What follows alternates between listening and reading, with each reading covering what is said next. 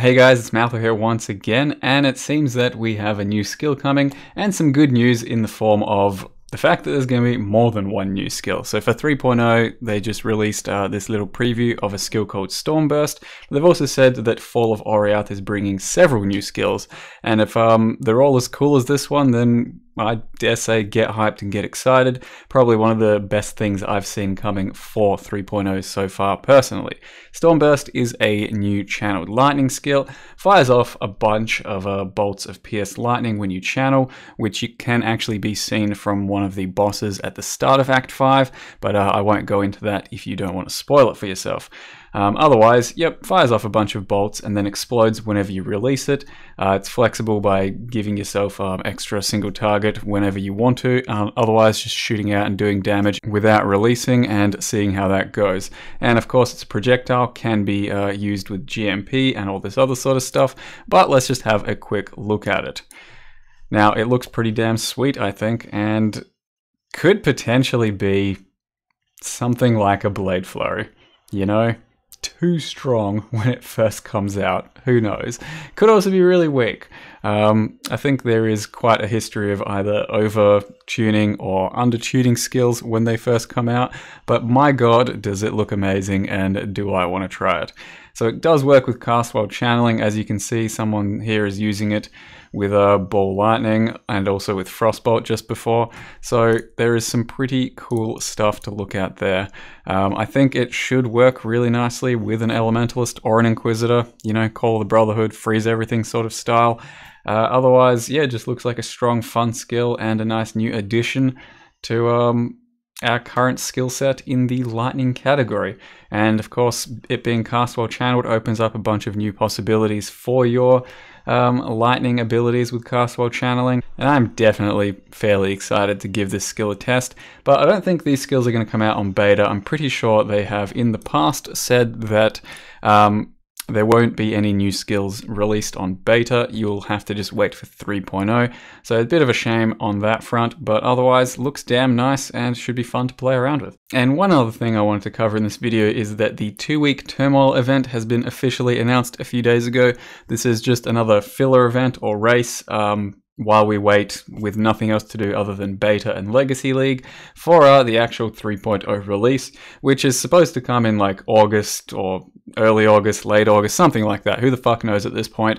There have been a lot of delays because issues come up and, you know, they want to release the full perfect version of the game rather than one with lots of bugs and things that need fixing.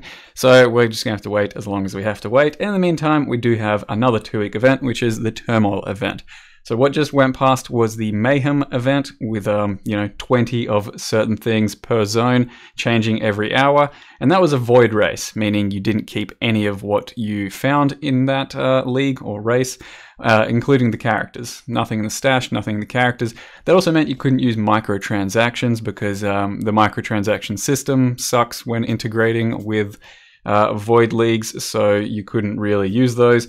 And it sucks because we have all of our new supporter packs that we want to try out, and we haven't been able to do that on beta either. This event will not be voided because it is similar to Mayhem in the mods, but it's only 5 of each of those mods in each zone. So we're talking 5 random exiles, per instance, for example, 5 ghosts, invasion monsters, strongboxes, breaches, Parandus chests, that's a new one though, 20% chance to spawn beyond demons, which is pretty good, nemesis with 5 rare monsters, or bloodlines with apparently 6 magic packs.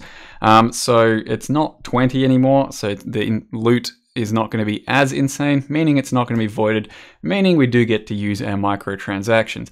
And last I remember, the microtransaction system that's been tried to be released about a month ago and is delayed or has been delayed should come out sometime this week. So roughly maybe coinciding with this, they're going to give it another shot to deploy it. So unfortunately this race won't be quite as crazy as the Mayhem was, and Mayhem was a lot of fun because it was so crazy. This one will be just more of a sort of vanilla race, which does have a lot of extra stuff, and I think, for example, Parandus with you know, 5 chests in the Parandus area and 33% chance to spawn Kadiro is a pretty big boost, and the fact that it's not void means you're probably going to be able to take a lot of loot back into your league, or standard, if that's what you really want to do. Now, it's the same setup. There's only standard, hardcore, and hardcore solo self-found. I personally think I'll probably play the standard this time around, just so I can go for Uber Series Shaper and that sort of stuff. But I am still thinking about hardcore solo self-found, as this is the only league I will have a sliver or just absolute mediocre of a chance to compete in if going for number 1. The stuff is the same as always. To win, you get an alternate art demigod. That would be nice to have, but you know, unlikely that I will. And otherwise, you look at this and you get lots of different stuff just for reaching these levels. If you reach level 90, you'll be put in the random draw to win any one of these things amongst everyone that reached level 90. So there are no guaranteed prizes, just like before, but there are a lot of prizes to go around. So if you hit level 90, chances are you will win one of these damn things over here. If nothing else, just a mystery box, which is pretty cool too. Top 15,000 players. So there's a lot of different stuff to, you know, win here. I've probably got most of this stuff, not really too interesting for me, but if you don't have anything, then it's well worth your time to at least hit level 90, I would think. And this is probably going to be your last real chance to experience a lot of broken, or at least fun builds right now pertaining to poison, ignite, bleed, double dipping, all that sort of stuff, before they get absolutely brutally murdered for 3.0, and you won't be able to see them ever again. So the only other real thing left to mention is that for the invasion aspect of this race, they did remove Bladeback Guardian, the porcupine that reflected both Ellie and Fizz in much larger quantities than normal reflect.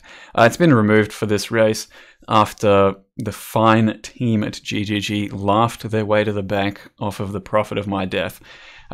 So yeah. Sucks that it's a bit too late for my character that died to that shit, but hey, at this point, we'll take what we can get, and that's just fine that it's gone for this race, meaning you won't have to really worry about Reflect as much in this coming one. As far as builds go for this shit, there's a lot that can be done that are really good. Typically, your Elementalist and your Poison stuff are going to work really nicely. Your Vile Sparks, your Vile Fireballs, all that. I may give Dream Feather, Raider or Pathfinder one last shot before Dreamfeather gets killed, or some sort of poison build or ignite build again, because I think it's worth having a shot before it gets completely obliterated personally. And Dreamfeather was a lot of fun, and I haven't done one in a long time, so that's what I'm leaning towards right now, but I'm fairly indecisive about this sort of stuff. It could change at the time as of making the character. In any case, guys, hope you enjoyed the video. Thanks for hanging out, and see you next time.